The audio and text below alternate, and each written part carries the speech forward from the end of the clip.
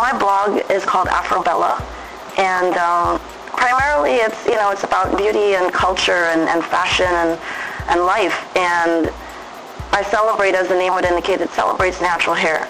So if it's okay with you, I'd love to ask you a couple of beauty-related questions. Is that okay? Okay.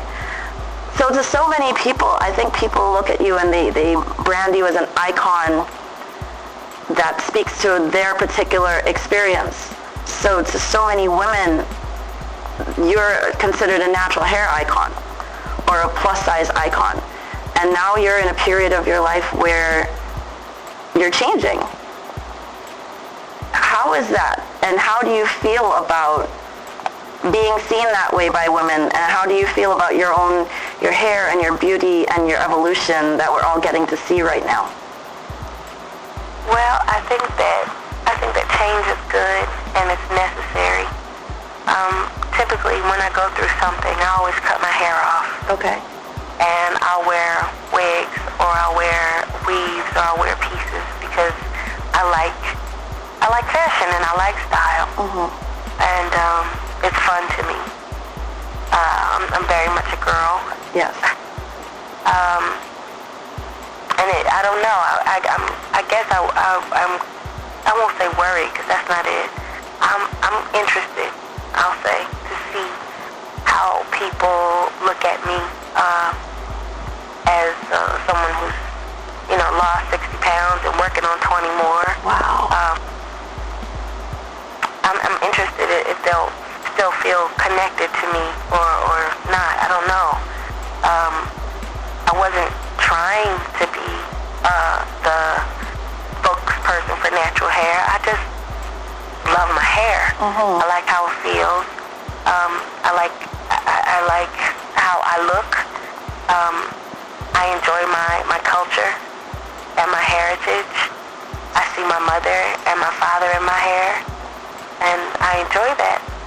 But at the same time, I've been natural for 20 years. Right. And it was time for me to change. And when I get bored of this, I'll cut my hair off again. It's just hair. It's just a part of me, but it doesn't define me. I actually wrote a poem on the album called One Manifesto, and I'm saying all the things.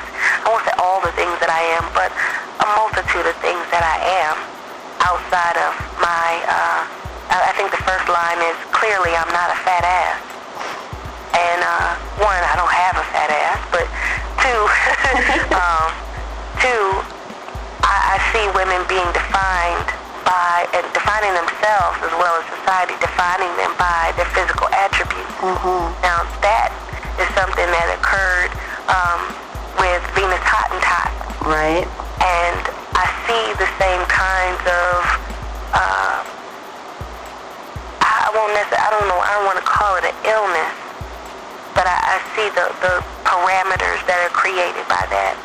And I'm hoping to allow women, or give, I guess, permission in a sense, or to inspire them rather, to define themselves by more than just their physicalities.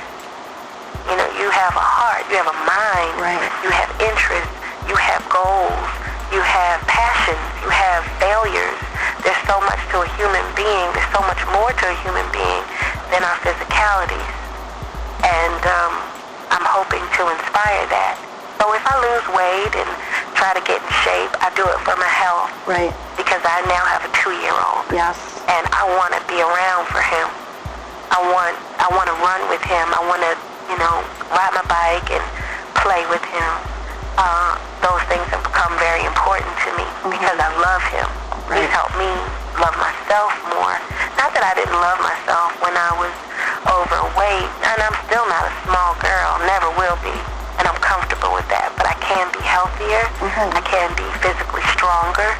I can jog up 19 steps and not be out of breath, with a baby on my back. Wow, I can't do that. That feels good. That feels good, and I want to continue it. I really, I went to a restaurant recently, and I looked at the caloric content on the menu, and I'm glad they have that. And I would say to anybody to please pay attention to your sodium intake, because I think that may be what's killing us as a community of people. That maybe what's killing us, the salt that's in our bodies, is too much. It's just way too much. It bloats us. It makes us prone to diabetes and things that can kill us. High blood pressure. High blood pressure. And all the sugars and the salt. I don't know what's going on, but when there was a meal, I went with my kids, my cousin's children, and there was something that I wanted to order because it looked good.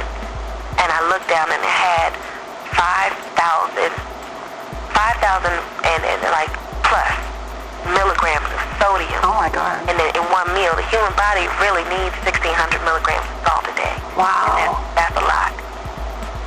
That's a lot. So I think the human body is somewhere between 12 and 1,600 milligrams of sodium. That's what the body can take. But this was way over in one meal. That's crazy. You know, I'm just asking people to be mindful of our health, because I don't know why it seems like they're trying to kill us. I'm not sure, but it doesn't make sense to me. Right. And it scares me, you know, how we eat and what we eat. I'm learning as I go, and I'm 39 now, and I'd like to be, 79. Right. I'd like to see my grandchildren. You know, I'd enjoy that. Right. And it's not going to happen by eating those high sodium. That's terrifying that would be on a menu, because people who aren't as conscious are eating that. Every day. Yeah, and not thinking twice about it. Every day. I'm no health guru. You know, I still eat what I want. Right. I just try my best to be mindful of portions. Yes. And then I get up and I do something. Get up and move. Now, I can't promise anybody that I'm not going to gain weight. I don't want my existence to be about the weight I've gained or lost.